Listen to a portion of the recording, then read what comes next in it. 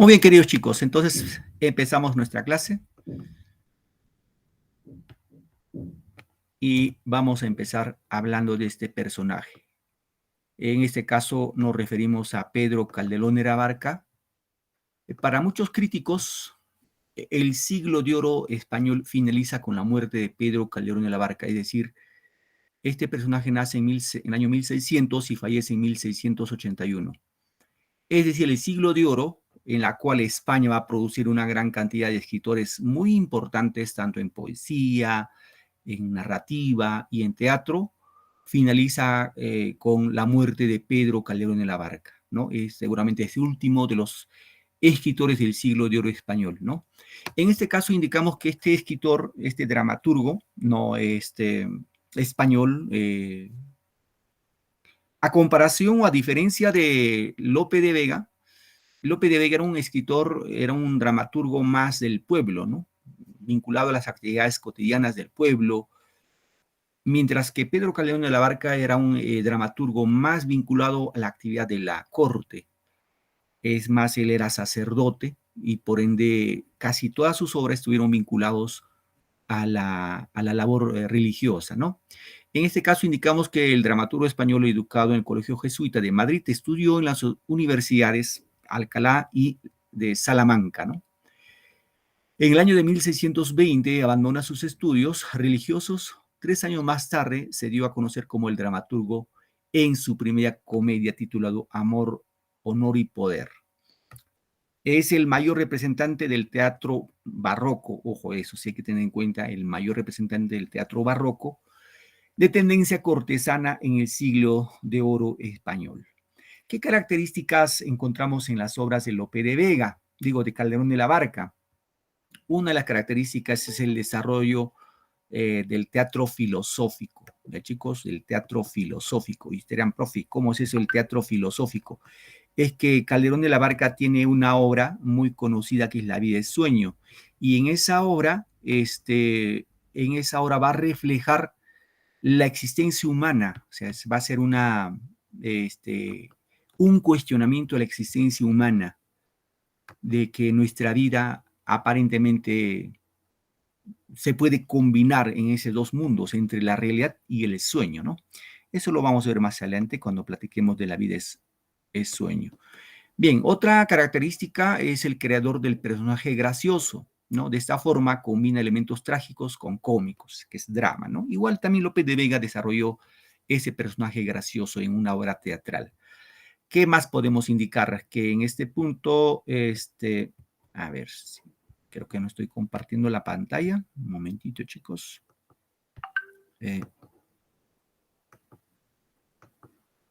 Si por favor no ven mi pantalla, por favor me dicen, profe, no está compartiendo. Siempre es...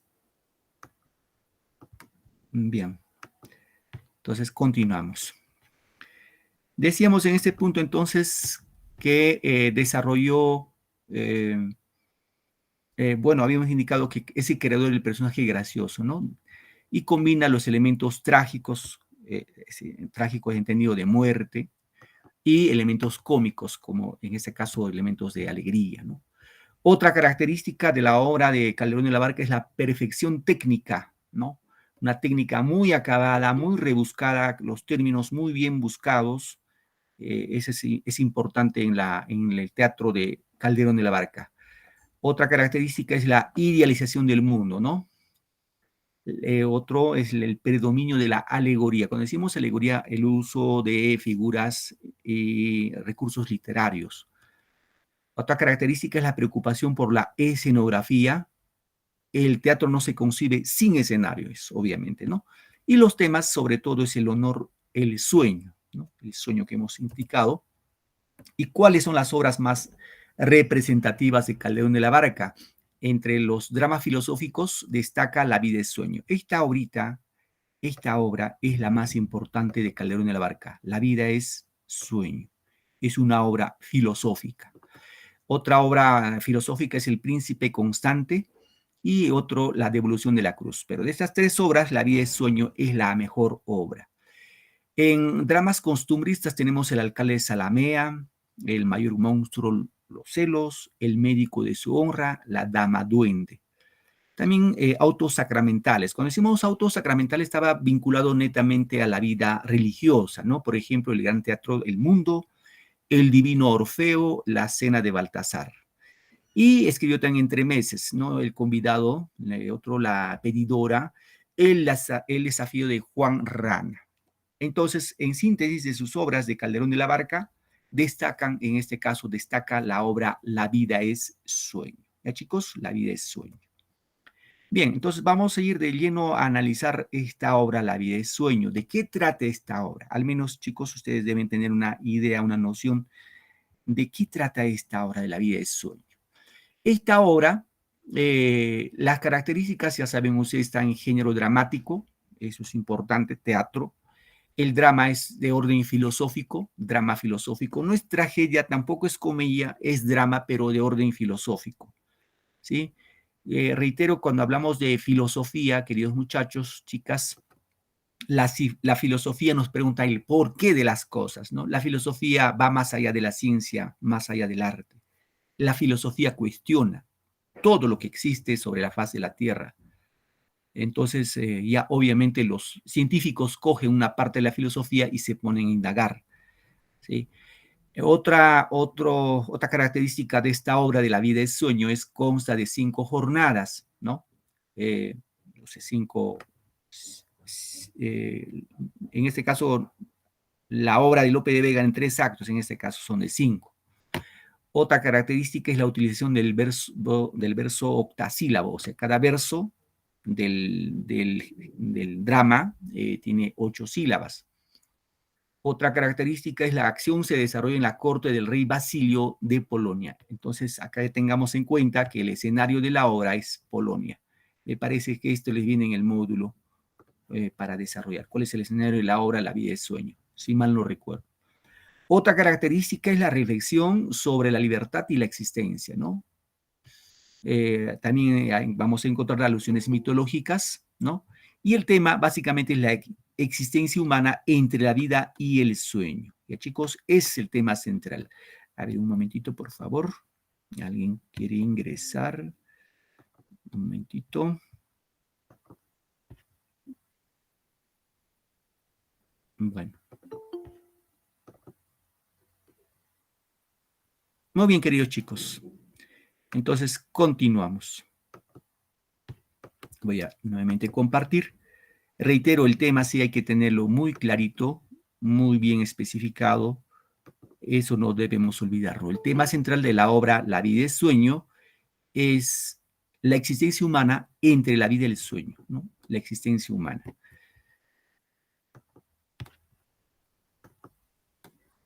Muy bien, queridos chicos.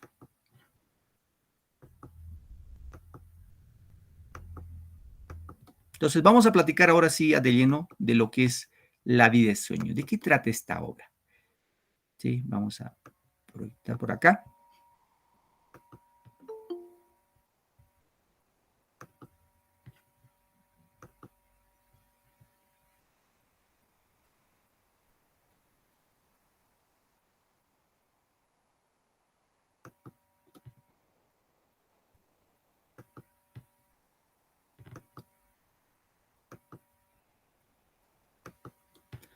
Muy bien.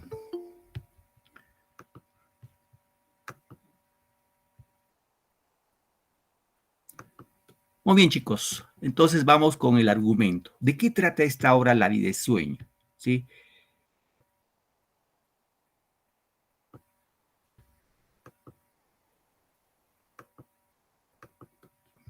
Voy a poner la pantalla completa. Y para ello hay que ver primero los personajes. Chicos, ¿cuáles son los personajes de esta obra? Obviamente recuerden que los personajes, es decir, cuando ustedes por motivos de estudio van a coger una obra literaria, siempre es necesario que cojan un lapicero y van tomando nota de los personajes, ¿no? Eso en torno a los personajes va a girar la historia y el trama. Bueno, en este caso los personajes principales el principal es el Segismundo. Este es el personaje principal en la obra La vida es sueño, Segismundo. ¿Y quién es Segismundo? Es el príncipe de Polonia. Recuerden que el escenario de la obra es Polonia. Luego tenemos otro personaje, Basilio. Es el rey Basilio. Este rey es el rey de Polonia, padre de Segismundo, su papá, ¿no? ¿Qué más? Tenemos a Rosaura, otro personaje, que es la hija de Clotaldo. ¿Y quién es Clotaldo? Dirán ustedes, Clotaldo es el ayo. Cuando hablamos de ayo, eso hay que manejar más o menos como parte también de nuestro léxico. Ayo es sinónimo de amo, ¿no? O sea, que va a servir a Segismundo. Amo que cuida a Segismundo. Otro personaje es Astolfo, ¿no? Astolfo es otro personaje, el primo de Segismundo. Y aquí encontramos al personaje gracioso que es Clarín. Este es el personaje gracioso. Entonces, tengamos en cuenta a los personajes. Segismundo, Basilio, Segismundo es el personaje principal, es el príncipe de Polonia. Basilio es el rey de Polonia, ¿no? Entre otros. Entonces, tengamos en cuenta también quien lo va a cuidar a Segismundo es Clotaldo. ¿Ya, chicos? Muy bien. Entonces, continuamos. ¿De qué trata esta obra? Vamos a ver. Vamos a ir analizando esa parte y les voy a ir contando, ¿ya? En este caso dice que el príncipe Segismundo es descubierto fortuitamente en su prisión por Rosaura. ¿Ya? Hasta acá. ¿Qué pasó voy acá primero, con el rey Basilio y su esposa? Estos reyes, se dice, se fueron a un oráculo, ¿no? Hacia unos adivinos, para ver cuál iba a ser su destino pues en este caso, en su gobierno. Es muy parecido a Edipo Rey, pero no es igual. En Edipo Rey vamos a encontrar que el destino del hombre no se puede modificar, está designado por los dioses. Mientras que en esta obra, los personajes o el hombre puede mover su destino. Entonces, cuando va Basilio y su esposa van a este adivino, le preguntan le dicen cómo nos va a ir en nuestro gobierno, nuestro mandato, cómo va a ser nuestro reinado. Mm,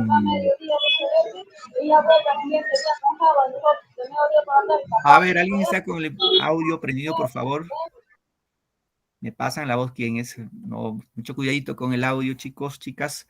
Entonces, ¿qué pasa? Que se da la situación de que el adivino le dice, vas a tener un hijo y ese hijo no le dice que se va a casar con la mamá, como pasa en Edipo. Le dice que le va a destronar, le va a matar al rey. Entonces, ¿qué hace el rey Basilio para evitar ese presagio del adivino? Lo va a llevar a Segismundo, cuidado obviamente por Clotaldo, a un palacio desde niño, ¿no? Desde muy tierno. Es decir, Segismundo crece en ese palacio, reitero, bajo el cuidado de Clotaldo, y solamente viven los dos. Y Segismundo piensa que el mundo es ese palacio. No hay más mundo, porque no puede salir afuera, ¿no? Está en las cuatro paredes, obviamente un palacio enorme, grande, y Clotaldo pues le atiende en todos sus requerimientos. Estamos. De eso se trata. Entonces, ¿qué pasó ahí? Entonces dice que el príncipe Segismundo es descubierto fortuitamente, o sea, casualmente en su prisión por Rosaura, quien viste como varón, y por Clarín. Cuando estos entraban en Polonia en búsqueda de Astolfo. Ya saben ustedes quién es Astolfo. Astolfo es el primo de Segismundo, ¿no?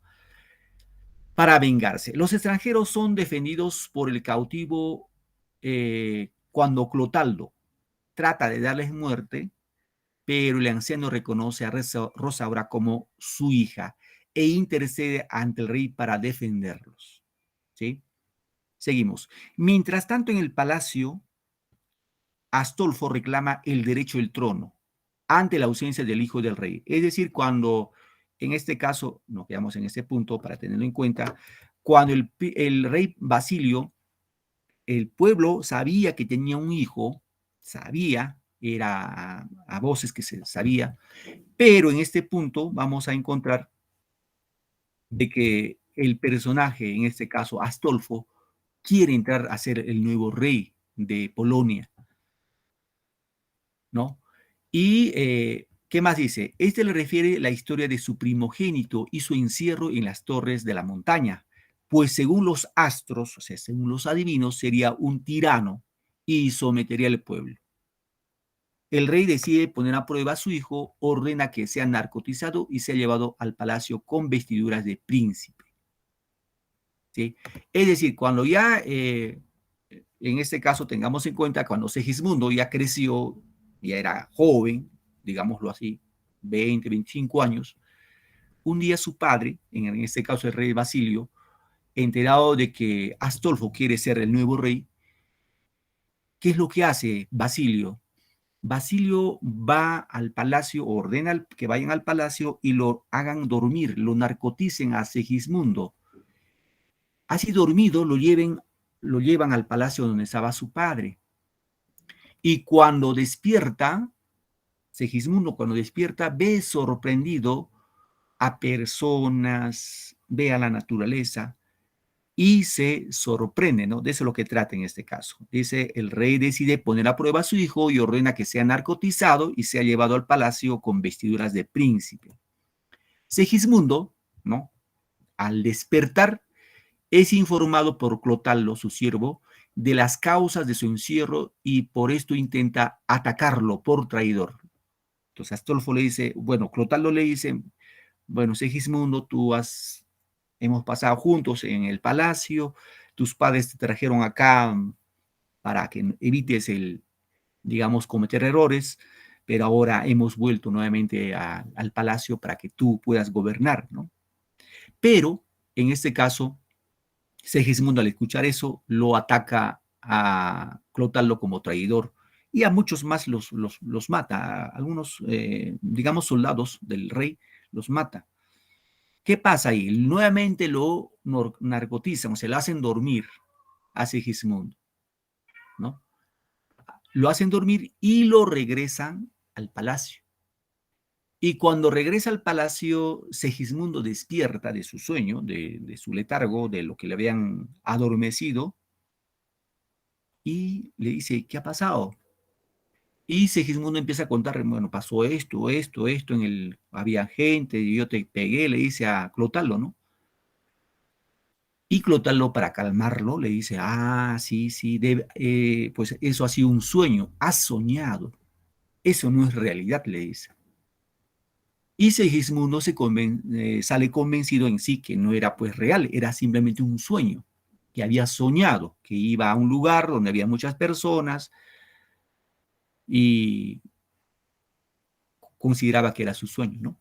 ¿Qué pasó luego? Llega Rosaura, Basilio finalmente y Estrella, que es la única que logra clamar. Por esto el rey, convencido de los presagios, ordena que su salvaje hijo vuelva a la prisión, se lo hacen regresar a la prisión, ¿no? El príncipe despierta creyendo que ha soñado los hechos del palacio.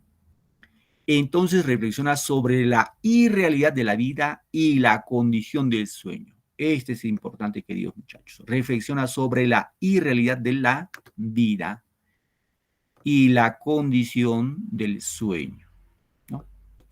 ¿Qué más? El príncipe Segismundo es liberado por los soldados. En ese caso, el pueblo ya se entera de que tiene un hijo y el pueblo exige al rey Basilio que libere al nuevo gobernante, al nuevo rey, en este caso, que es Segismundo.